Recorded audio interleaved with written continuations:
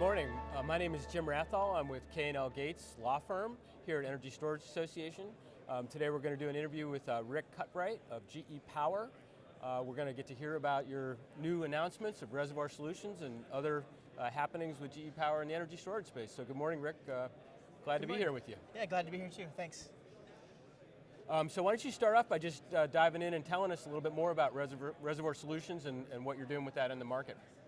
Sure. Yeah, the GE Reservoir the solutions that we just announced are really our fourth generation energy storage platform. So we've had an energy storage business at GE since about 2010.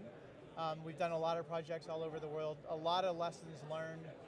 We've done small projects, large projects. A lot of our team has spent time in the field, boots on the ground, and so a lot of the learnings from executing those projects, from starting to do maintenance on those systems, we wanted to roll into this new platform. So it's really designed to be, easier to install, easier to maintain, and really kind of start to think about the long 20-year project lives that people are expecting out of energy storage systems as they take their new place in the grid. Mm-hmm.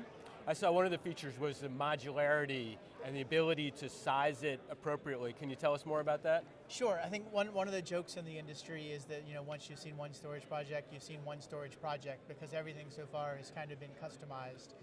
So I think in looking at the variety of projects we've done, U.S. projects, international, you can start to kind of cluster the requirements. So our idea was to come up with sort of modular, scalable platform where you could use common building blocks to create these custom solutions. Does that give you the capacity to standardize the offer and the sort of contracting process? Is there a wrap? How do you deal with it commercially?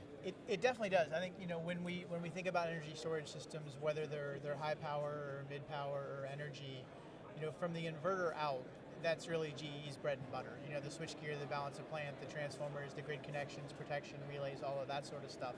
So we've really been able to standardize everything we do on the AC side, and then use a couple of different configurations for the enclosures that house the battery and the types of batteries that we're going to use.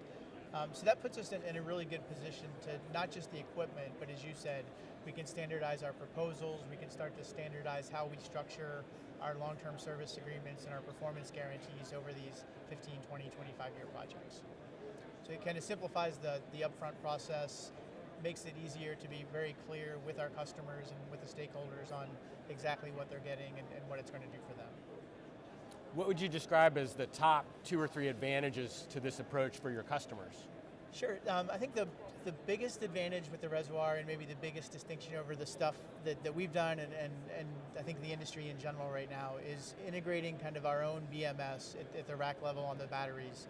And it gives us the ability to control the currents in every battery string. So that gives us a range of benefits. At first, because you have precision control of each string, you're not going to over-discharge or overcharge one string. So you can get better utilization and then also longer life on those. Where that's really powerful when you look at these 20-year projects and you start to have a loss of capacity over time. Say you've lost 10% of your capacity by year 10 or year 15. With this converter, we can come in and add new batteries to that solution to augment that capacity to maintain customer needs over time or to grow their needs over time.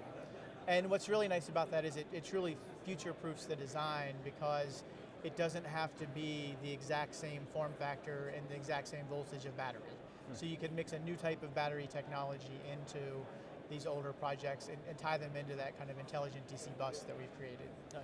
Yeah, that sounds exciting. So utilities are obviously a major part of the sort of customer base. Do you think this will be a product that they'll be interested in? I think definitely. The funny thing about energy storage is really anywhere on the grid where there's a wire, you could potentially have an energy storage system. So we see stuff from people's garages, through distribution, transmission, and then storage as alternatives to big central generating plants. So I think there's a role for storage in all of those spaces. Right now we're focused more on the megawatt scale assets. So it would align with distribution utilities, large industrial and commercial, and then the independent power producers for the transmission or the generation type solutions. I think everybody's seeing a ton of interest in solar right now. So lots of discussions with solar and wind developers, how you couple storage with wind and solar, or all three, kind of the trifecta.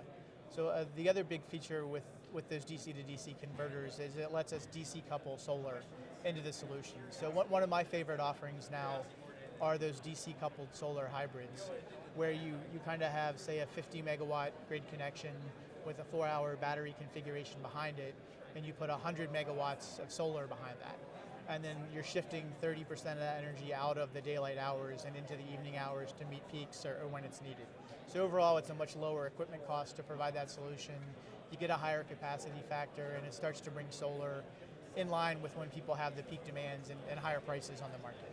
It sounds like that'll really change the economics too, to create the opportunity for PPAs for those kind of hybrid solar storage that are going to open up the financing. We hope so. I think it's all the conversations are pretty earlier, and how do people value that premium solar PPA versus a regular PPA, where the premium one can be tailored a little bit, but you're certainly going to have kind of clean peak energy associated with that.